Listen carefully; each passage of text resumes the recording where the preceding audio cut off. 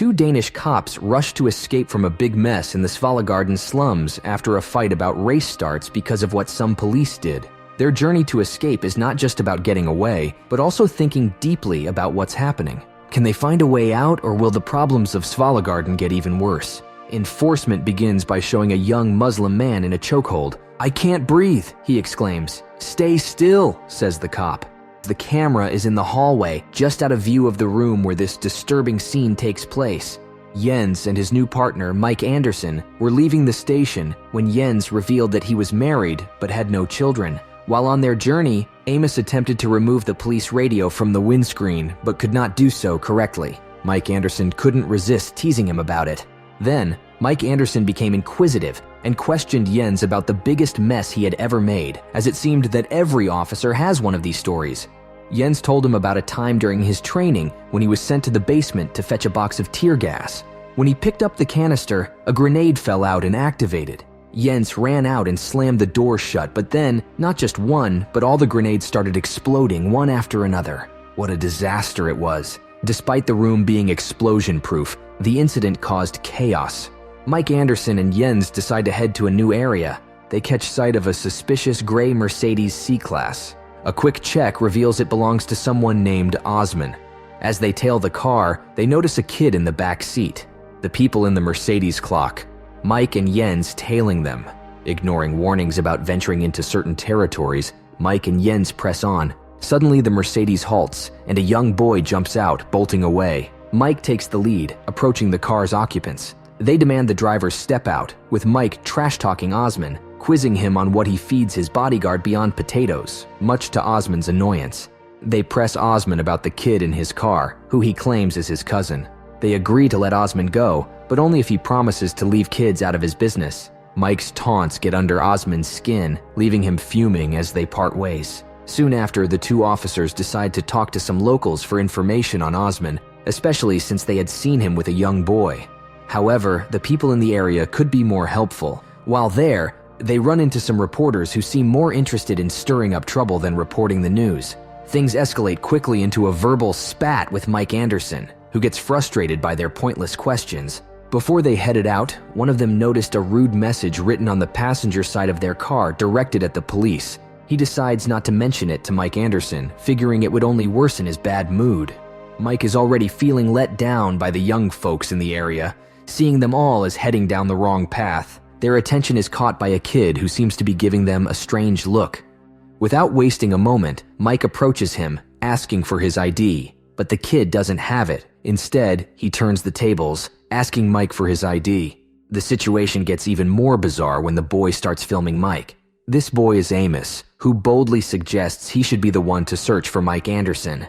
Exploring a police officer is absurd to Mike, who tells Amos he could end up in jail if he refuses to be searched. With no other option, Amos reluctantly agrees to the search. During a tense encounter, Mike, showing prejudice against gypsies, drops items from his bag onto the ground and demands the boy, Amos, to hand over his jacket and even forces him to remove his pants. Jens, Mike's partner, clearly disapproves of Mike's actions. The situation quickly escalates as bystanders witness the scene and start hurling insults at the police officers. Jens suggests to Mike that it's time to leave. But just as they drive off, some youths throw a milkshake at their windshield. In anger, Mike dashes after them through the streets, eventually catching up with Amos. It turns out he hit the police car with the milkshake.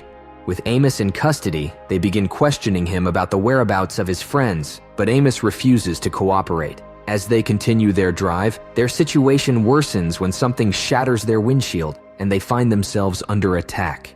The chaos leads to their vehicle hitting an obstacle, causing Amos, who is in the back seat, to lose consciousness. As the situation escalates, a crowd begins to pursue the police officers in large numbers. Mike and Jens find refuge in a building, with Mike creating a commotion by hitting objects and trying to distract or intimidate their pursuers, while Jens checks on Amos. Over their radio, they learn that their car has been overturned and is now surrounded by the crowd. They call for backup and are told an extraction point will be arranged for them soon. Jens suggests releasing Amos, believing that holding on to him while they're trying to escape is not worth the trouble. However, Mike insists on keeping Amos, arguing that he's their only link to the individuals chasing them and potentially their best chance at finding a way out. They offer Amos a significant amount of money to help him escape the hostile situation. While making their way out, they encounter a group of men harassing a storekeeper. Mike is ready to escalate the situation by drawing his weapon, but Jens intervenes and decides to handle it physically. The two officers manage to overpower the assailants, aiding the grateful storekeeper, who then offers his assistance. Once inside the store, the owner shares his frustration about the daily robberies by local youths and the lack of police response to his reports. He then questions Amos about what the boys hope to achieve by causing such chaos, which nearly leads to a confrontation between Amos and the store owner. While in the store, another young boy offers Amos something to eat and curiously asks him what he did to get arrested. Amos, with a hint of humor, initially tells the boy he shot someone in the face, but soon after, he lightens the mood by saying he was arrested by a cop who was just bored and looking for trouble in the streets. Meanwhile, the cops, Mike and Jens, take a moment to relax and drink some soda. Mike opens up, admitting they started on the wrong foot. He explains that he's not fond of quiet people like Amos because their silence makes him anxious, leading him to act out in nervousness. To lighten the atmosphere, Mike guesses that Amos must be a fan of Arsenal, joking that all boys from his area love the team while claiming that all cops are fans of Real Madrid. As they prepare to leave, they receive a message informing them that their backup will arrive in 5 minutes. On their way out, they notice a black car and suspect it might be their backup. Mike signals to the car, asking the driver to flash the lights, which he does, then starts the engine. Suddenly, the situation takes a dangerous turn when someone hurls a homemade bomb at the car, and then a group of boys starts throwing stones at the vehicle, escalating the tension once again. Mike, his partner Jens, and Amos find themselves in a dire situation when they are pursued by a group of armed individuals on motorbikes. In a desperate move, they leap from a highway to escape. Amid the chaos, one of the attackers threatens to kill Mike and his family. Without a second thought, Mike draws his gun and fires back. One of the attackers bravely shows his face, prompting Jens to intervene and stop Mike from shooting further. Seeking refuge, they hide in a restroom and call for backup, only to find no immediate help. Concerned for Amos, who reveals he can't feel his hands, Jens uncuffs him. Amos shares his address, indicating they are near his home. Jens suggests using Amos's place as a hideout, but Mike disagrees.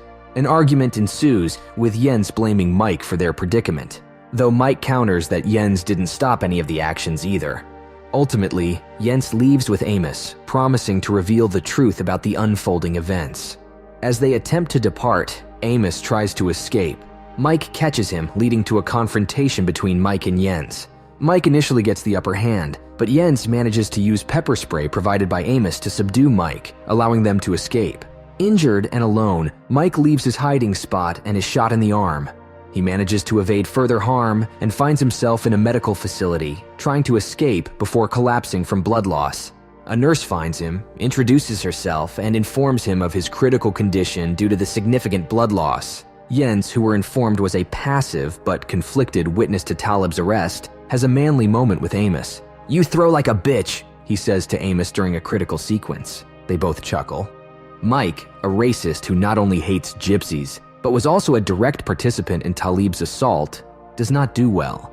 In that sense, there is a clear moral arc to the protagonist's acts in enforcement, but it is carried out without any elegance or intensity. Every altercation pauses before provoking controversy. In the most violent scenario, Mike stabs an enraged Rottweiler in the skull. Mike's face is splattered with dog blood as he descends the elevator, panting. The rest of the film's violence is very unspectacular. Much of enforcement indicates that there are good individuals on both sides, such as Amos's mother, Abia, who reassures Mike that being a parent is like having your heart walk around in the world unprotected.